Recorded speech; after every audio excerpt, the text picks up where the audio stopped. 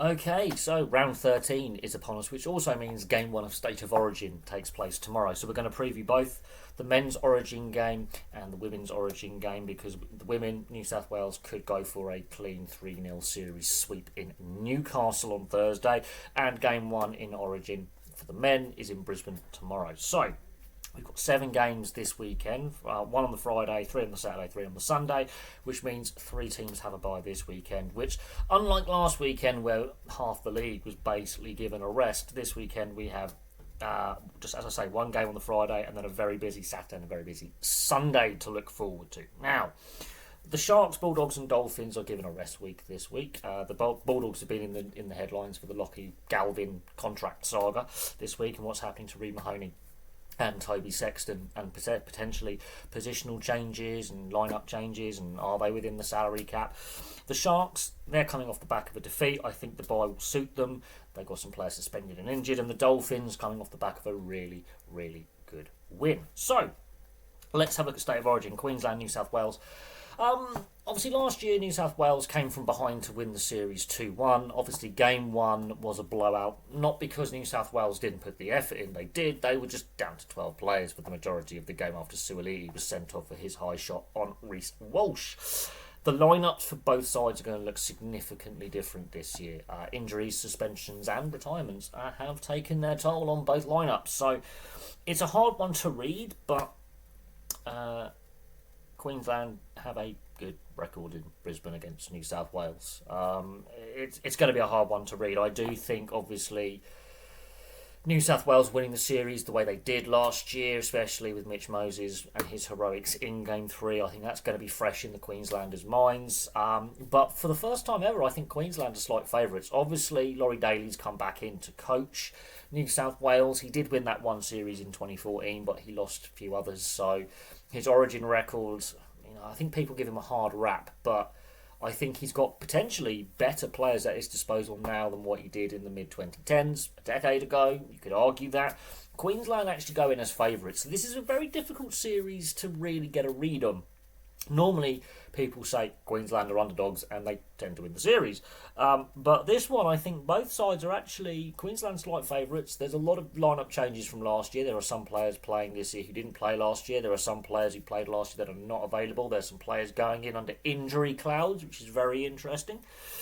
I think this is going to be within 4 points. I really do. I think it's going to be a closer game than people realise. I think the first 20 minutes will go a long way in telling us who actually wins the game. If whoever is winning after 20 minutes and is controlling the tempo and the pace and keeps the mistakes to a minimum, keeps their discipline, which is also crucial. I know Origins referee differently and they let a lot more go and there's more physicality. But whoever can pace themselves for that first 20 minutes, actually pace themselves, which I think is key, it will go a long way to deciding this match. But I do think this one's too close to call. I think there's going to be a 4, maybe 8 point swing either way. It's going to be a close one. There's not going to be a blowout. Unless we have another Suaalii, Reece Walsh type of incident where there really is a egregious act like that. I can't see this being like game 1 last year. I think it's going to be a very close series. New South Wales are the incumbent champions. Queensland want to retain or regain the title, so game 1 always has that added spice, although New South Wales have won in Brisbane last year, so there is that spice. The women's State of Origin is a lot different. I think New South Wales are massive favourites for this. The first 2 games, they easily outclassed Queensland in every facet of the game.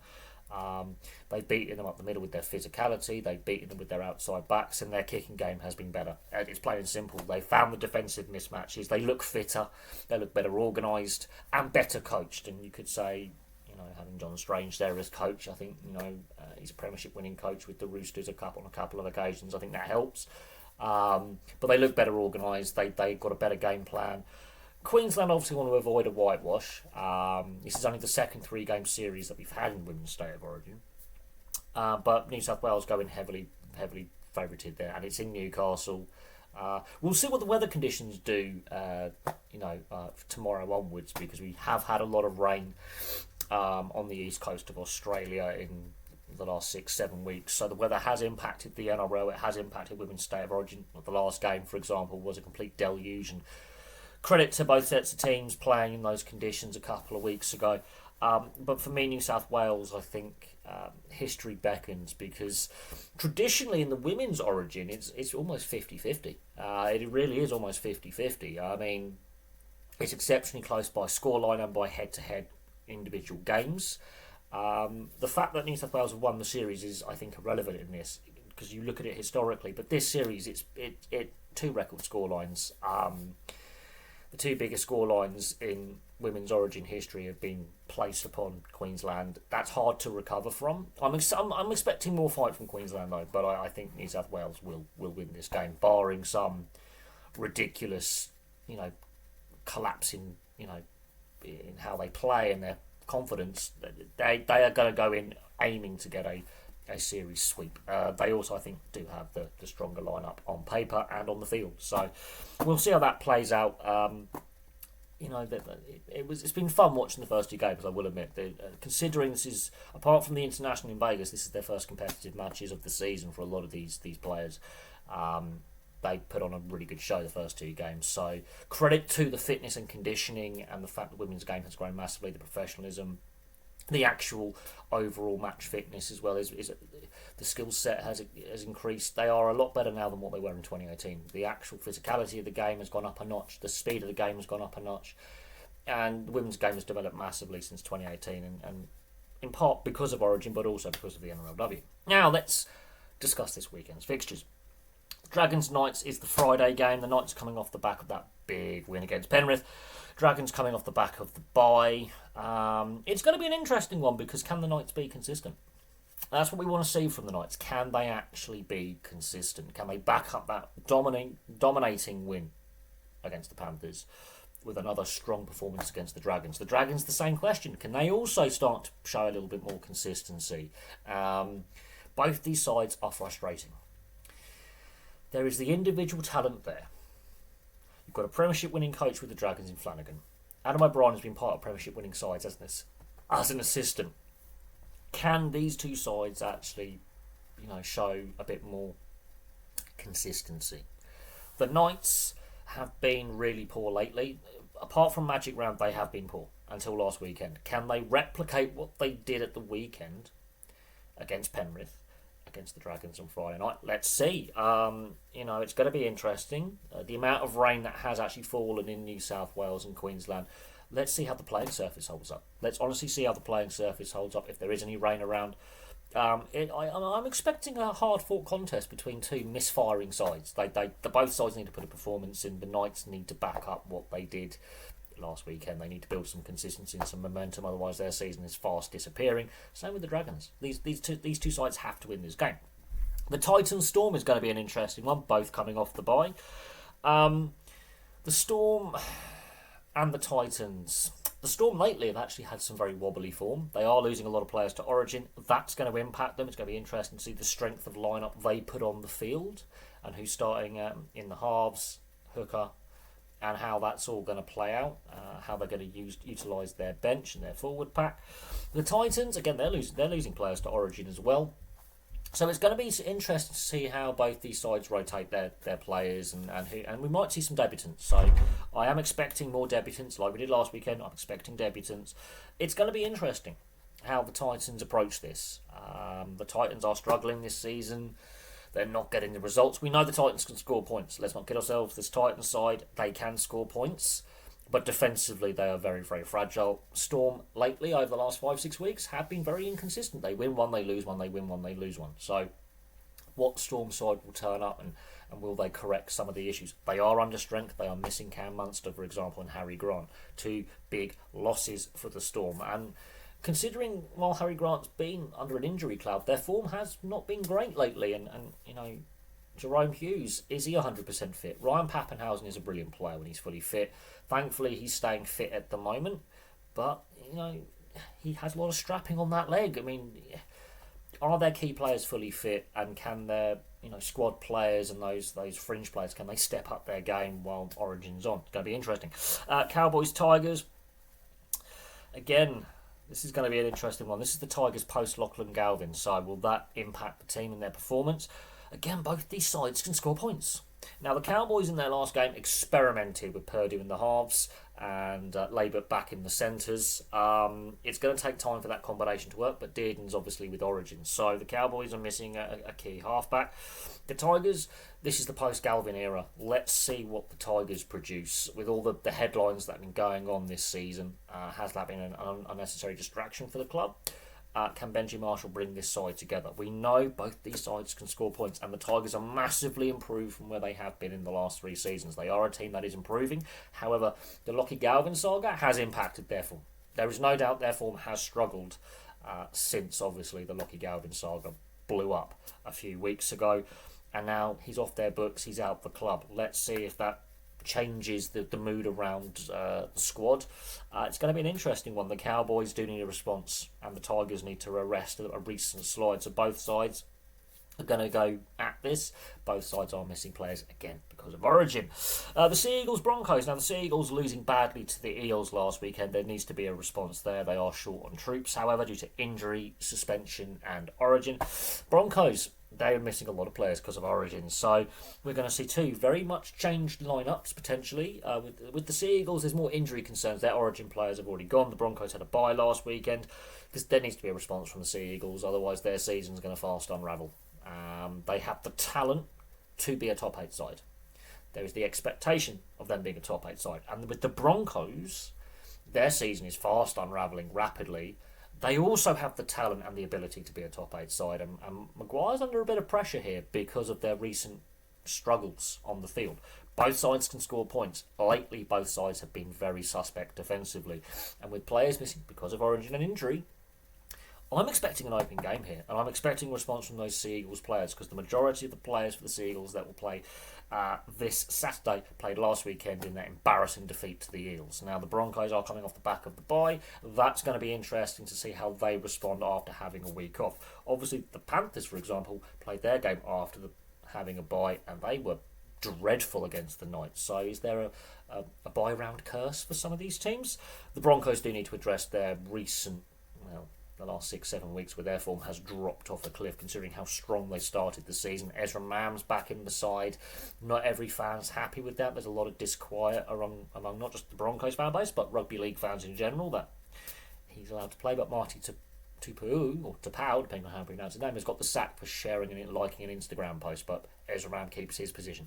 There does seem to be some issues surrounding the Broncos culture and the unity of that squad as well. We know that there's rumours about players not being happy with Michael Maguire's coaching techniques, for example. So to have an ex-player like Ben Teo, who's played at the Broncos in the coaching staff, it's going to be interesting if he can, get the message across alongside with Adam Reynolds to the team to up their game. The Bunnies Warriors is going to be interesting. The Warriors are coming to back off that narrow defeat to the Raiders. You could argue with a bit of controversy in the circumstances. Bunnies coming off the back of a bye. It's going to be interesting. For the simple fact, Bunnies had the bye last week. They've had that week's rest. The Warriors losing a close game at home.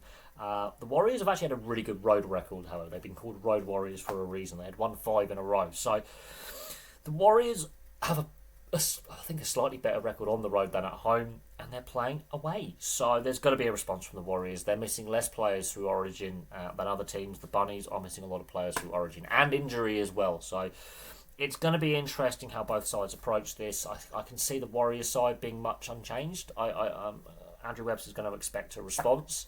The problem with the Warriors is not their defence. Their defence is really good, and that was a low-scoring game against the Raiders, again in atrocious conditions last weekend on Sunday.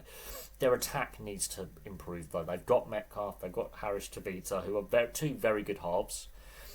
Both can run the ball, both can kick the ball. Harris Tavita is quite destructive in defence. He's very physical. They got Roger Tuivasa-Sheck, you got Wateni Zalesniak. There is points in this team, so it's amazing to me that their attack is not scoring as well as it should. There's always a close game with the Warriors. There's very rarely a blowout score either way, winning or losing. It's always within a few points, hence their points differential. They will want a response. They are a top 4 side. They've proved it so far this season. They need to get back to winning ways. The Bunnies, without a a lot of key players because of Origin, like Campbell Gray and Latrell Mitchell, for example. This could be an opportunity for the Warriors to get full strength to put a score on here. And the Bunnies have shown some weaknesses at points this season. Now, they've had a good start to the season, and then they had a wobbly patch where they had a few losses there. They're gaining a little bit more consistency and a few more wins now, but this is an opportunity for the Warriors to A, put in a response, and B, target a Bunny side that's going to be under strength. Panthers Eels is going to be a really interesting game again on Sunday. These are all Sunday games now. Panthers coming off the back of a really embarrassing defeat to the Knights. The Eels after winning their second game in a row. They rarely do win back-to-back games. That's the first time this season. Against the Sea Eagles, and on paper that looked like the Eels should lose that game. No Mitch Moses in the side. Brilliant performance by the Eels, absolutely brilliant. Now Penasini's out because of that concussion. That is a loss. He's one of the more experienced players in the lineup because they are a very youthful rebuilding side this season. I will say this: they're nearly full strength, however. Apart from Mitch Moses and Zach Lomax, this is basically a full strength Eels side at the moment. So they're less impacted by Origin than, let's say, the Panthers. Apart from Mitch Moses and Zach Lomax, that's a full strength team. The Panthers are missing, I think, more key players in the sense of how important Cleary and Yo, for example, and others are to the functioning of that Panthers side. This is a Panthers side that is badly misfiring and is trying to find its feet in a sort of a rebuild year. I think the Panthers need to admit now this is a rebuild year a little bit. They need to blood more of these young players and get them used to first grade and the systems in first grade being significantly, I wouldn't say different, but the intensity level of the game, the speed of the game being just that step up. And a lot of these younger players, well, some of them are giving a good go and they're giving it a fair crack. They're clearly not up to speed yet with what first grade's all about. They've also signed some new players to the club as well. They've got a bed in, and they're missing, their two captains. So that's a big loss. And I don't think they fully got over the loss of Luai and Fisher Harris. I think those are bigger losses than I think the club realised in the off-season. The way they started the season, looking really good in Vegas, it just hasn't. They haven't kicked on, which is a worry. But look, they've got some young players who've got to put their hand up and put in a performance. The Eels, obviously, as I say, missing Lomax and Moses as well. But you've got Jermaine Hopgood still in the Eels side. He's an Origin player from seasons past. So I'm expecting this to be a desperate game. The Eels obviously want to avoid getting pushed back to the bottom of the ladder. The Panthers want to get off the bottom of the ladder. Now, the way the bye round worked last week hurt the Panthers more than the Eels. That draw against the Cowboys a couple of weeks ago hurts the Panthers as well. But the Panthers, there needs to be a response, and this is going to be a fiery game. These are two sides that are struggling this season. Although I will say this: both sides, apart from Panthers last weekend, are starting to play better than what they were in the first month, 6 weeks of the season. Both sides have shown a lot of improvement with their young players. And look, this is the first time a full-time repeat premier has been in the wooden spoon position the following season. So, this is an uncharted season for the Panthers. The Eels have proven anyone can beat anyone in this league. Now, the final game of the weekend is two sides that won last weekend. That's the Roosters and the Raiders. This is going to be fun. The Raiders are now missing a couple of players because of suspension and Origin. So, the Roosters, well, they've got a mix of a limited bit of experience, but mostly young, inexperienced players. And, of course, Mark Nawaqanitawase, who's just, for me, the find of the season. He's great to watch. I think he's a great addition to rugby league. I hope the Roosters, or the NRL in general, can keep hold of him because there's rumours he might go back to rugby union. But Mark Nawaqanitawase is doing things he shouldn't be doing. Like that try the other weekend, how he potentially not only to try the season but to try the decade, if not one of the top 10 tries of all time. I mean, he's given the team a boost. Savila being in the halves has given the team a boost. They're playing really well, and considering the injuries they've got, the players out with Origin, the inexperienced players putting their hand up and being brave and putting their hand up. The Raiders, hey, no one expected this young Raiders side. As a Raiders fan, I didn't expect them to be this good. And they have the opportunity to go top. Because Yeah, the Bulldogs have the bye, but the Raiders have the opportunity to start closing that gap in regards to points differential, because obviously the Bulldogs have a much better for and against when it comes to points scored, points conceded, although the Bulldogs have had a couple of bad defeats recently. The Raiders have the opportunity to keep the pressure up. That's the important thing. The Roosters, with how close the bottom half of the table is, if they keep winning, they could be a top 8 side in as soon as 2-3 weeks' time. The Roosters can keep finding ways to win, scrap and fight. This is going to be a fun game. You look at the two coaches, right? 4 premiership titles between them, and Ricky Stewart won his premiership with the Roosters. There's a link there, there's a history, there's a rivalry a little bit, with Sydney being the big city, Canberra being the capital. It's going to be a fun one. And look, I support the Raiders, but there's some players who play for the Roosters that I really like. Some of my favourite players, unfortunately, play for a rival team. In saying that, it's going to be a fun game. I'm looking forward to a side that's improving, learning against a side that's really hot in form right now and pushing for top spot. You know, coming off the back of a feisty win in Auckland, will the travel have had an impact on the Raiders as well? The Roosters have had those extra couple of days of rest because they played earlier in the weekend last weekend. Could that be a factor? Technically, the Raiders 2 back-to-back away games. A lot of travel in there. Players out suspended now because of some of the antics last weekend. It's going to be really interesting. Now, the Sharks, Bulldogs and Dolphins have the bye this week. It's going to be interesting what lineup the Bulldogs have when they return from that bye. Will Lockie Gavin be thrown straight in? Will Toby Sexton be put on the bench? And what happens with Burton and you know, Connor Tracy at the back, and question marks over Reid Marnie and his future with the club, considering he's been given permission to talk to rival clubs. I think the Bulldogs could be disrupting a winning formula a little bit there, tinkering where they shouldn't, but we'll see. But there we go, there's the preview for round 13 and both Origin games. I'm expecting Origin 1 between Queensland and New South Wales in Brisbane to be a close game, 4 to 8 points either way. Game 3 in the Women's Origin, I'm expecting New South Wales to win that. They just look better coached, fitter, quicker, more intense. Nothing against the Queensland players, but they just do not look at the races in this series. And you know, unless something crazy happens, I just something doesn't look right with their defence or their attack. Their attack easily shut down, but their defence has been really worrying for me. If you're struggling in attack-wise, you've got to build off your defence, and their defence is far too porous, and there's too many defensive mismatches and misreads.